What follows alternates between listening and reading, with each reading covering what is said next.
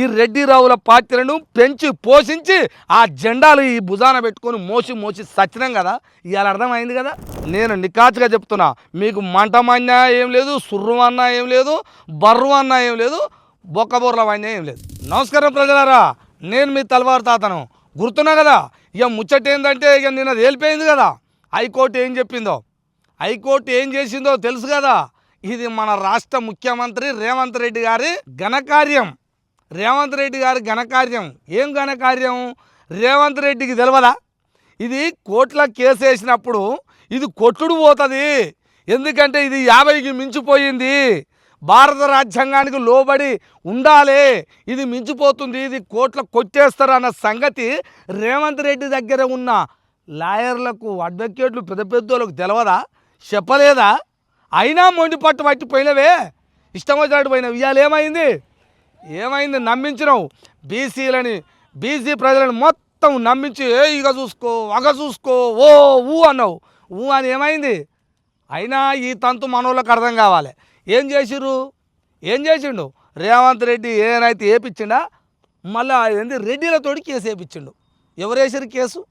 మాధవరెడ్డి వేసిండు. నువ్వు రాష్ట్ర ముఖ్యమంత్రి వేనైతే మరి మాధవరెడ్డి దగ్గరికి పోయి పిలిపించుకొని, రెడ్డి జాగృతుల నుంచి పిలిపించుకొని దగ్గర కూర్చోబెట్టుకొని చెప్పలేకపోయినావా? ఎందుకు చెప్పలే చెప్పు? ఎందుకు నచ్చ చెప్పలే చెప్పు దీన్ని? అయ్యా, ఇప్పటికైనా సిగ్గి లజ్జ వాళ్ళని కాదనేది మనం తెచ్చుకోవాలి. ఇప్పుడు రెడ్డి రావులు పార్టీలలో తిరుగుతురుగా మా బీసీలు, ఎస్సీలు, ఎస్టీలు అనుకుంటా. ఇప్పటికైనా రాష్ట్రం మొత్తం కింద మీద అయ్యి అల్చలయ్యి అల్ల కొల్లోలం అయింది కదా. ఇక ఇప్పుడు ఎవరు చెప్పాలి? ఎవరితో మాట్లాడితే వస్తుంది? మళ్ళా నెల రోజులని 4 వారాలని వాయిదేసే. ఇంకా ఇప్పుడు తెచ్చుకోరు నాయన. నేను ముందుగా చెప్తున్నా, ఈ బీసీ, ఎస్సీ, ఎస్టీ ప్రజలకే చెప్తున్నా, ముందుగా బీసీలకు కూడా చెప్తున్నా. ఎందుకు చెప్తున్నా అంటే ఈ రెడ్డి రావుల పార్టీలను పెంచి పోషించి ఆ జెండాలు ఈ భుజాన పెట్టుకొని మోసి మోసి సచ్చినాం కదా. ఇవాళ అర్థమైంది కదా. నిన్న నోట్ల మట్టికి వచ్చింది అర్థమైందా? ఇప్పటికైనా సిగ్గు తెచ్చుకోరా అంటున్నా నేను. రాజ్యం తెచ్చుకున్నంత వరకు మనకి ఇదే గతి.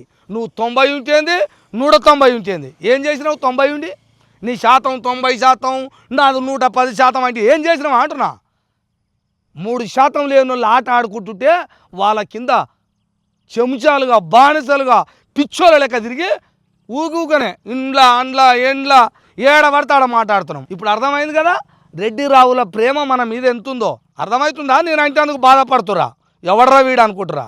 అంటున్నా అయితేనే తెలంగాణ ఉద్యమం కోసం సబ్బండ కులాలు లేచి ఈ రాష్ట్రం కోసం, తెలంగాణ రాష్ట్రం కోసం ఉద్యమం చేసిర్రే. బీసీలు, ఎస్సీలు, ఎస్టీలు అని సబ్బండ కులాలు లేచిర్రే. అనగారిన పేదలు కూడా లేచిర్రే రెడ్డిలు. మరి ఇప్పుడు ఈ రాజ్యం కోసం లేవరా? ఈ రాజ్యం కోసం సత్తుకుపడ్డదా? రక్తం చచ్చిందా? నిన్నేదో కొట్టుడు పోతుందని నిన్న తెలుసా? ఎప్పుడో తెలుసు. ఇది ఎప్పటి నుంచో తెలుసు. రేవంత్ రెడ్డి కాడ ఉన్న లాయర్లకు, అడ్వకేట్లకు కూడా తెలుసు ఇది కొట్టుడు పోతుందని. కానీ సప్పుడుగా అంటుండమని చెప్పాడు. ఆ సంగతి తెలుసా? మీరు సైలెంట్గా ఉంటే అయిపోతుంది అన్నారు, నటించరు. మేము ఇచ్చినాం, మేమేం చేయమంటున్నాం? మేము ఇస్తానన్నది ఇచ్చినాం, కోర్టు కొట్టేసిందని ఉత్తగా చెప్తాడు. ఈ జోలి మనకు అర్థమవుతుందా? మనకెందుకు అర్థమవుతుంది? మళ్ళీ రెడ్డి గారు ఏమన్నా అంటాడు, పక్కనున్న వాళ్ళు ఉంచుకోరు మమ్మల్ని. ఇది మన పని. అందుకనే సోయి తెచ్చుకుంటే రాజ్యం తెచ్చుకోండు. సోయి తెచ్చుకున్నప్పుడు రాజ్యం వస్తుంది. సోయితోటే రాజ్యం వస్తుంది. రాజ్యం ఉత్తగా రాదు. హోటల్లో పోయి 200 ఇచ్చే తేవా ప్లేట్ భోజనం అనేది కాదు. రాజ్యం అంటారు దాన్ని. రాజ్యం అంటేనే వీరభోజ్యం. రాజ్యం ఒక్కసారి వస్తే తరతరాలుగా ఎట్లుండాలో తెలుసు. 77 ఏళ్ల స్వతంత్ర భారతదేశంలో రాజ్యం రెడ్డి రావుల చేతుల తారుమారు అయికుంటూ వచ్చింది ఇప్పటి వరకు. కానీ ఇప్పుడు బీసీ, ఎస్సీ, ఎస్టీ ప్రజలు మేలుకొని రాజ్యం కోసం తపన పడుతున్న సంగతి వాళ్ళకి తెలిసిపోయింది కాబట్టి మళ్ళీ రెడ్డి రావులు ఆడుతున్న డ్రామాలో బలైపోయింది ఎవరంటే బీసీ, ఎస్సీ, ఎస్టీలే. జస్ట్ సర్పంచ్, ఎంపీడీసీ, ఎమ్మెల్యేలు కూడా కాదు, ఎంపీలు కూడా కాదు. జస్ట్ సర్పంచ్, ఎంపీడీసీ, జెడ్పీడీసీ ఎన్నికలకే అతలకొతలం అయ్యి దాన్ని ఎటనన్నా చేసి మళ్ళీ రెడ్డితోటి కేసు వేయించి దానికి ఒట్టేపించారంటే అబ్బా, ఏం తెలివంటావు, ఏం మేధావితత్వం అంటావు. ఇది ఎవరికి అర్థం కావాలంటే ఇది రెడ్డిలకు కాదు నాయన, మయ్యగాన్ని దండం పెడుతున్నా.